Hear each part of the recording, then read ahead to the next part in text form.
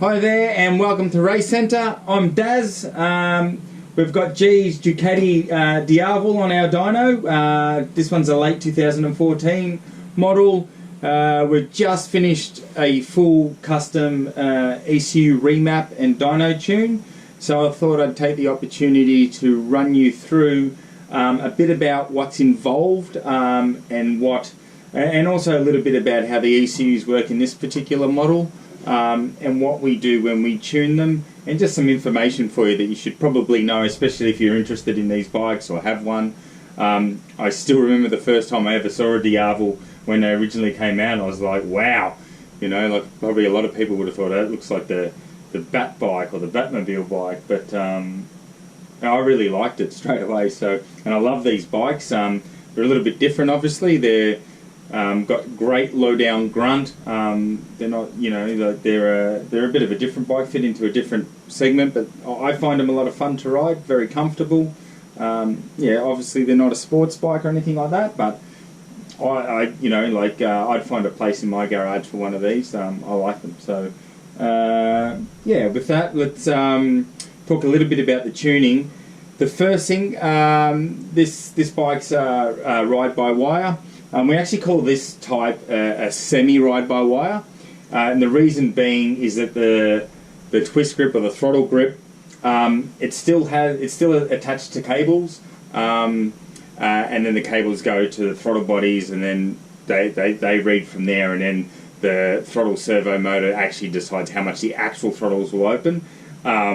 So we call it a semi-ride-by-wire in terms of how it behaves. While it behaves the same as a full ride-by-wire, the difference is it has proper cables that give you a nice feel and they're on a spring, as opposed to some full ride-by-wire bikes that just have a throttle that's got the spring in it and then just the electronic wires coming out.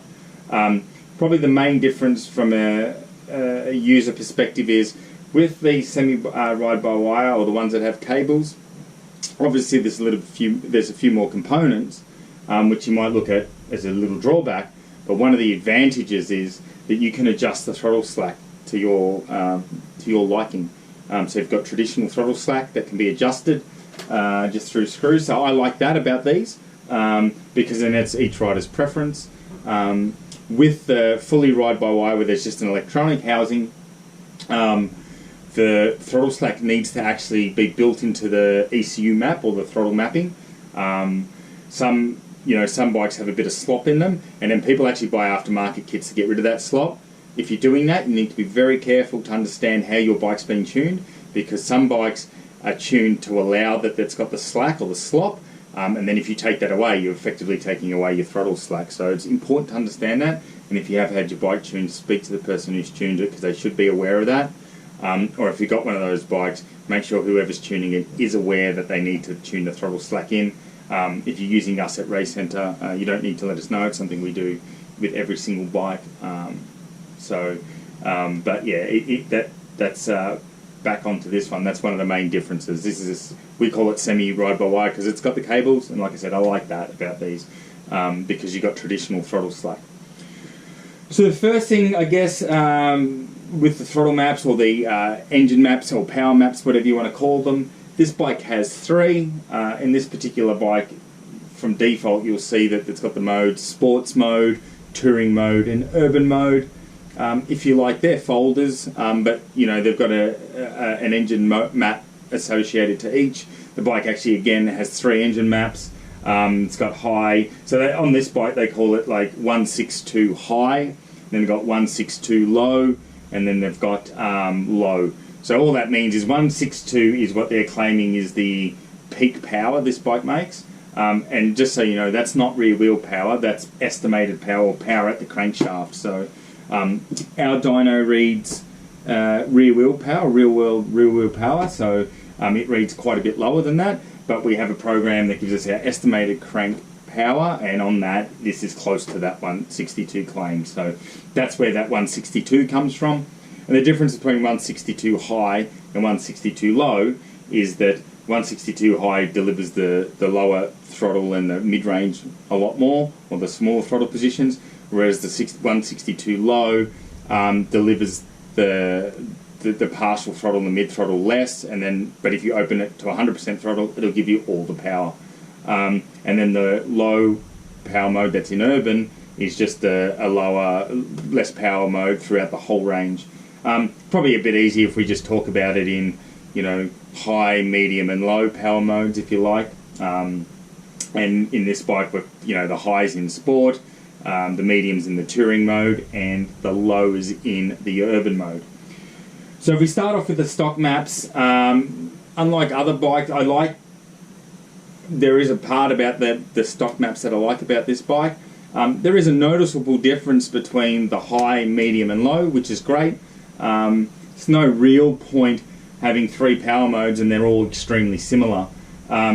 Sure, that may make sense on a full race bike, especially at a higher level where there's a race team and an engineer focused on electronics, because the rider will have specific preferences and they'll be looking for fine details. So in that environment, having 3 maps that are very close to each other makes sense, because the rider might switch as the tyre starts to wear. But on a street bike, and particularly a bike like this, you want 3 modes that are different, so that you're in a rainy day or you're tired, you can use your low mode. Then you might have your middle mode, which is the one you use most of the time. And then you might have a high mode, which is just a bit of fun mode, just to have a bit of a laugh like a kid. So that's the way we kind of look at it. So I do like in stock mode that the 3 power modes are distinct and you can notice the difference. And they've sort of gone for that, which is great. So that's great about the stock power mode. One thing I don't like about the standard power modes, or throttle maps, whatever you want to call them, it's common on all bikes, not just this and not just Ducatis. What they tend to do, and you'll be able to see it because all this stuff hanging out here is what we're doing is we're actually plugged into the ECU here, and we're logging on our dyno in real time the twist grip position versus the actual throttle openings. So we've done a lot of R&D with these bikes in the past, and what you see is that even though, like I said, those power modes, they're quite different, which is great. And this one's not as bad as some other models, because a lot more of the bikes coming out these days have this. Is if you were to hold a static throttle, say you're holding it at like 30% or 35%, as the revs rise, the throttle starts to open more by itself. So even if you hold the twist grip steady, as the revs rise, the throttles open more. And you'll see that on the graphs that we've logged.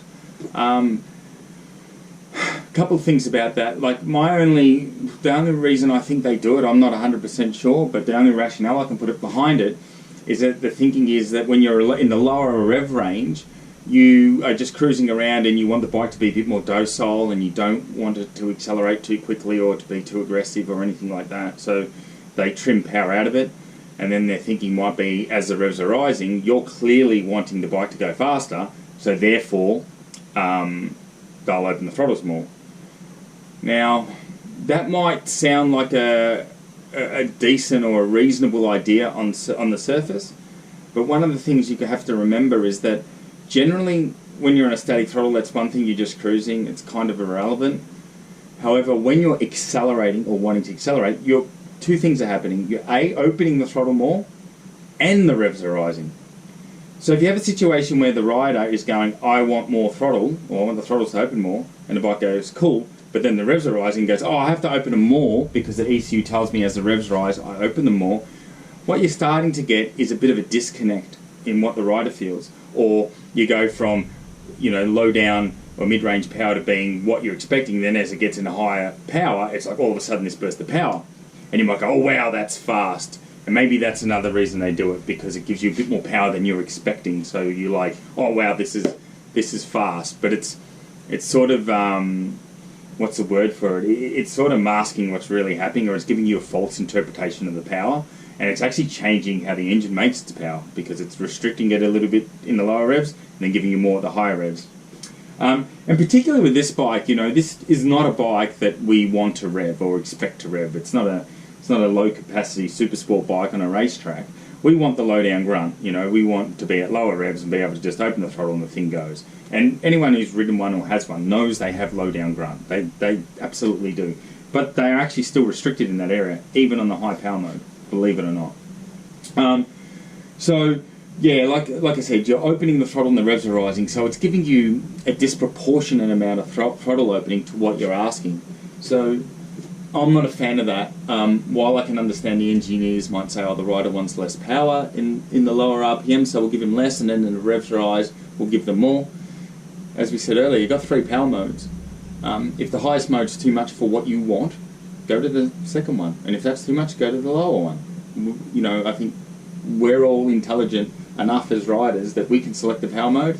And I think the other thing too that's one of the most, if you really drill it down into detail, one of the things that's the most fun about riding motorcycles, and whether it be, you know, going for a ride through the hills or on a group ride or on a track day or whatever it is, it's actually riding the motorbike and being in control of it, and you dictating how much throttle you want and playing with it. I mean, that's the skill of riding, and that's the fun part, you know. So for me, while I love electronics in terms of being able to select different power modes, because it's giving me different power delivery based on what I want, I don't like the idea of I'm opening the throttle a certain amount and then as the revs rise, the bike decides it wants to open them more, because that's not intuitive for us to learn.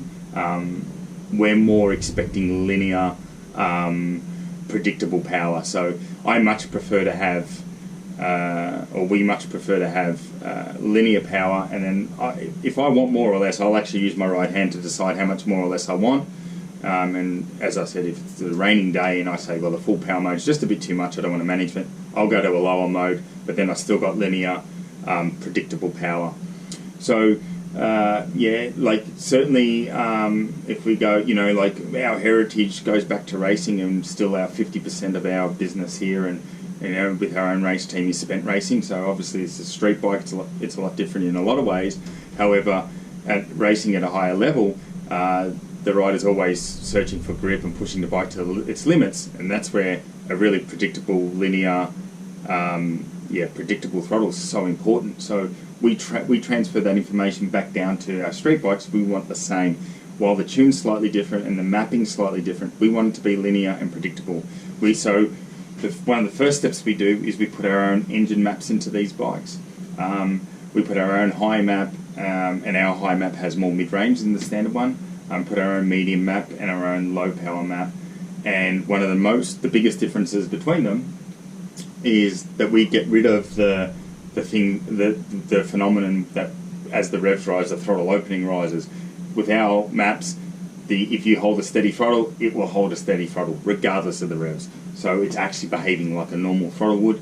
And then the power modes are exactly what you expect: more, less, and then even less. There is none of this where the ECU's making decisions for you. It's leaving the decisions to you. It's just giving you the option to have different power modes. So we love that, and that's the first thing that we do. And that's why you'll see some in this particular bike, we haven't made any peak top-end power gains, because at 100% throttle the tune wasn't too bad anyway. But we certainly made a lot of mid-range power on this bike, and we've really made the power delivery a lot smoother, and a lot of that comes down to this throttle operates in a predictable way. Again, going back to what I said earlier, that if you're opening the throttle and the revs are rising, the bike will be opening the throttle faster than you expect it to. So like that might be a good buzz once or twice, but it's not what we want for predictable power. So we get better mid-range. That's the first thing that we do, is we revise the power modes and we make the throttle a lot smoother. If you like here's a good example to think about if you're thinking, oh, does that make sense, or is that what we really want? Think about this. The front brake lever, right? If you pull it a little bit, you get a little bit of pressure. You pull it more, you get more pressure. Can you imagine a situation where that if you're doing 60 kilometers an hour and you pull a certain amount of brake pressure, it applies that pressure? Yet if you're doing 120, you pull the same brake pressure, but it gives you double the brake force. If you want more brake pressure at 120, you just pull the brake more. You don't need the bike to do it for you. And that's the same with what they're doing with the throttle. So we get rid of that, make it simpler, and try to put the enjoyment back into riding, so that it feels more connected. You feel at one with the motor, and you are in charge of how much power you want rather than the ECU. So we get that done. The other big part about these, so if you are considering having one tuned, we strongly recommend that you have an individual cylinder tune done, and that's where each cylinder is tuned individually. So on this particular bike, you can't see it on this side, but we have wideband O2 sensors in each header pipe, and we've tuned the front and rear cylinder separately. And the reason for that, it's common with Ducatis, there's other bikes, but it is very common with Ducatis, is the front and rear cylinder are tuned differently. You know, back in the day, there's the talk around that pre-radiator days when they were air-cooled, that they used to run the rear cylinder richer because it doesn't get as much airflow to keep it cool, which, you know, is plausible, and you can say, yeah, fair enough. But in this day and age when they're water-cooled, there's no need to do that. So what we do with the individual cylinder tune is we bring both cylinders into a nice air-fuel ratio range, so that they overall you've got more power, and the engine's working like a twin. Like some of the conditions that these bikes are in standard, you know, you'll have one cylinder that's quite lean at one point and another cylinder that the other cylinder is quite rich. You've basically got a bike that's 1.5 cylinders rather than 2. So really strongly recommend that if you're going to get one of these bikes tuned, it's tuned with individual cylinders, or if you're going to get it remapped, the remap should be based on an individual cylinder tune. So that's a big one. So yeah, so what we do is, like I said, we put our different power modes in it. Then we do the fuel tune. You will see there are areas on this bike that, like I said, one cylinder's lean, the other one's rich. So we correct all that. And what we do is through all throttle positions, like we spend a fair bit of time and we do a lot of throttle positions so that we're getting all the throttle positions all the way through the rev range. We do a whole bunch of static load runs, so that means that we're holding the throttle at a constant place or a constant percentage, running it through the rev range, tuning it there. And then once we've done that, we do roll-on tests, so where we're rolling the bike on to make sure it's fueled properly, that when you go to put it under load and roll the throttle on, that the fueling's right. So it's important that we do that.